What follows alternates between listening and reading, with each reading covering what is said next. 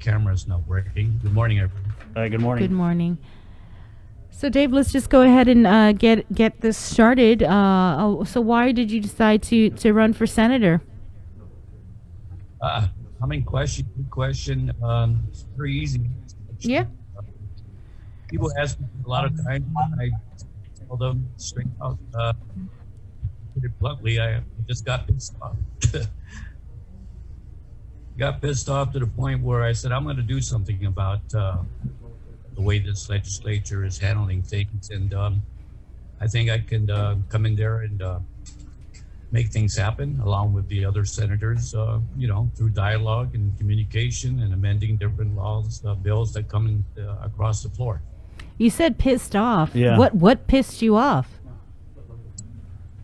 Easy. So, I mean, just look around. You've seen it. It ain't nothing new. It's been in the news. The way the legislature, not all of them, I'm not saying every single senator, but a vast majority of them just are not doing their jobs. Number one, the bills that they put across the floor, a lot of them do not directly benefit or help the people of Guam. I mean, a lot of them are bills that have no impact on the residents.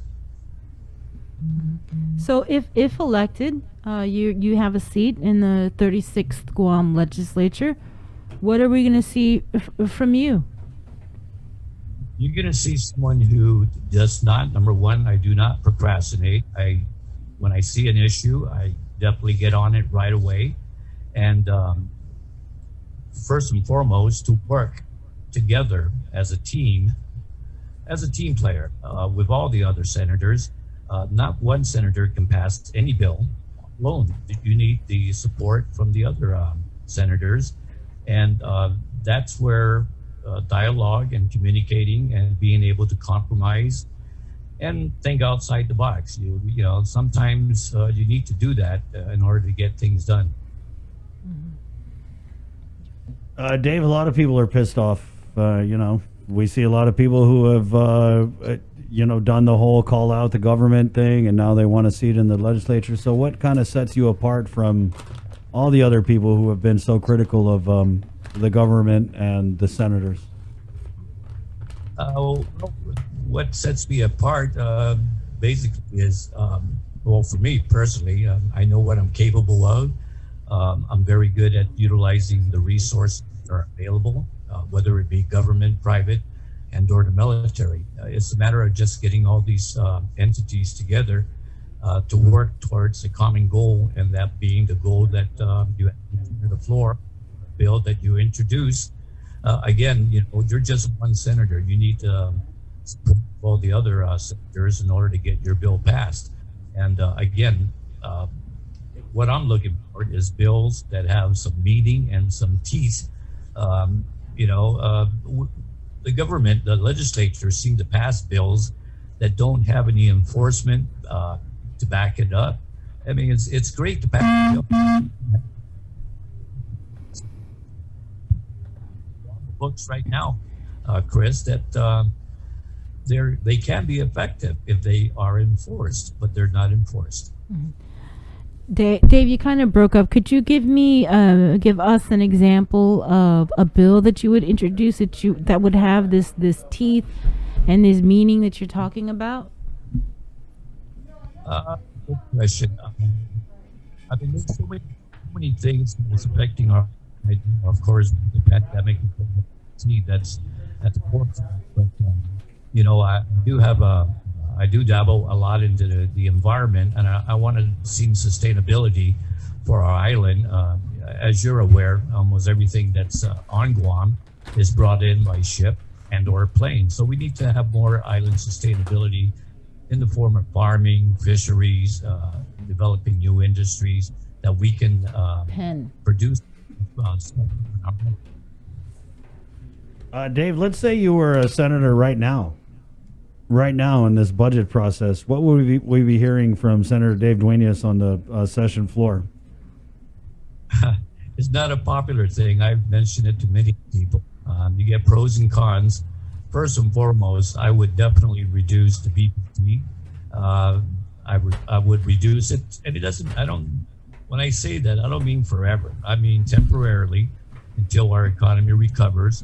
The BPT basically gets more revenue for the government.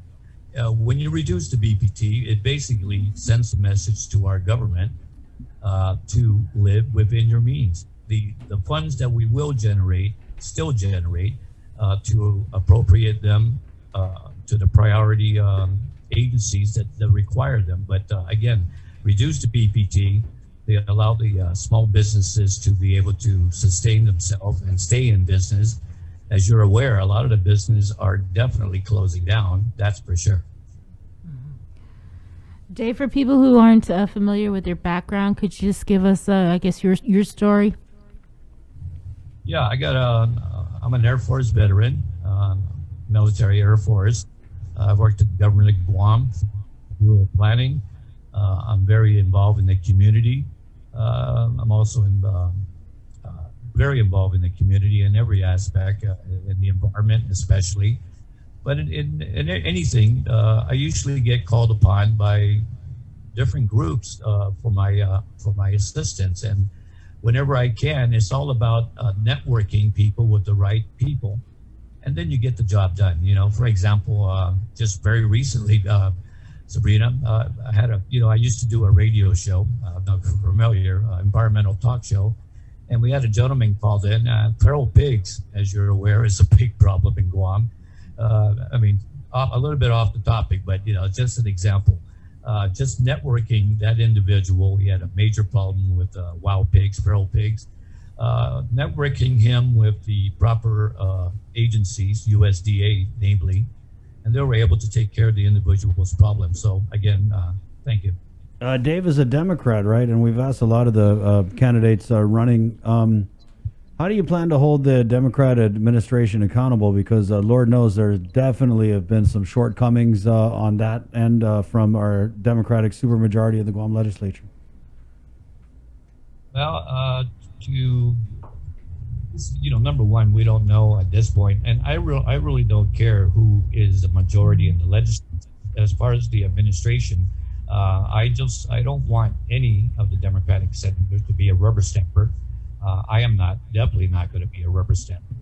I'll be the first one to call out my fellow senators, should I be in there, and say, hey, you got to look at the bills that you're trying to rubber stamp here and realize if it's actually going to be benefiting the people of Guam and not just certain groups and or pleasing the administration. That's not what we're there for. And in getting back to, I don't really care who's the majority or the minority. We're there to work for the people, period. Put your party at home. When you win the election, you got a seat in the legislature. Put your party in the shoebox, leave it at home. When you get into the legislature, you're now working for the people. You've mentioned the environment a few times as it being a priority. And as we all know, illegal dumping is such a huge problem on this island. And oftentimes we talk about it, so many times actually. But what are your ideas to, stop the talking and actually, start the doing? Yeah. See some sort of real solutions. That's an excellent question. They've had numerous town hall meetings. They've had public hearings at the legislature addressing states. Unfortunately, during the town hall meetings and the public hearings, a lot of the ideas that were presented were not, and a lot of them were excellent ideas. They were never implemented. For example, according to Mr. Larry Gaz, the Guam Solid Waste Authority General Manager, about maybe at the most 50% of all the households in Guam are actually signed up for trash pickup. So one of the ideas that came out during the town hall meetings and the public hearings, and I totally agree upon, is make it, whether you put it in your power bill, the trash fees, or get the landlords to put it in their lease as a requirement. If you sign my lease to rent my apartment, my house, etc., you will definitely have to show me proof that you signed up for trash pickup. So those little things actually are big things, because trash, as you know, and that's one of my pet peeves for sure. Uh, we live in paradise, Sabrina and Chris, and unfortunately, there's folks out here that, for whatever reason, maybe they can't afford it. They seem to want to just throw it in the jungle, dump it in the side of the road. But again, mandate it, whether it be in your power bill, water bill. Everybody needs water and power, so put it in the power bill, put it in the leases, put it in your landlord lease that you have to show me proof that you are signed up for pickup. That would reduce the amount of illegal dumping. Dave, what gets you fired up, man? What fires you up? What makes you passionate? What are those issues that, we're going to see a little more excitement out of Dave Duenas on? Well, actually, Chris, there's a whole bunch. I seem to dabble in everything that comes my way. If I see I can do something about it, I would try my best to do it. And but what fires me up, number one, the trash. That is definitely an issue. Number two is the people down in the South. I really feel for them. I also did talk radio for a while, and I hear the people's concerns. And the people of the South feel they're being neglected, they're being ignored. And during my term as a senator, should I be elected, they will have someone to listen to, and that will be me. I'll be listening very intently. The roads are dilapidated down the South as well as in the North, but that is one of the main issues that I want to bring up and focus on is anything that's got to do. I don't care who brings the bill to the floor, whether it be a Republican or a Democrat. It doesn't matter to me. When we're in there, I don't look at them as Republican and Democrat anymore. I'm looking at them as we're here to do our job. We're here to pass the budget. We're here to approve appointees that the governor makes. But more importantly, we're there to make the lives of our residents of Guam the best that we can by passing good laws that benefit the people directly. Dave, let's just keep it current here. What are your thoughts on the government of Guam and specifically administration's response to the COVID pandemic? I think they did. It's a very, very tough job to do. I mean, anything you do will be under scope, and I believe that the governor, lieutenant governor, did the best they can. At the same token, I've always been a firm believer that you're only as good as the people that you have behind you. And when I say that, I'm talking about her advisors. Some of you can't please everyone, Chris, and I'm sure they did the best that they could, and they made the best decision based on the advice that they were given. Okay. Do you have any final comments? Your closing thoughts? We're about a minute and a half away to move on to our next candidate. First and foremost, thank you, Chris and Sabrina, for inviting me on the show. And I'd like to say to the people of Guam, this is not my first go around. I ran the legislature. I believe the last time was about 14 years ago. And this time around, I just, as I mentioned at the beginning of the show, to put it bluntly, I just got really upset. I got pissed off. And I said, I'm going to, if anything, I'm going to at least try. I'm going to try one. And I tell people, consider me. There's 28 other senatorial candidates. I'm just one of them. Consider me, read our background, know our platform, and make an informed decision. Thank you, Chris. Thank you, Dave. Thanks, Dave. All right, Democrat senatorial candidate Dave Duenas, 937. Let's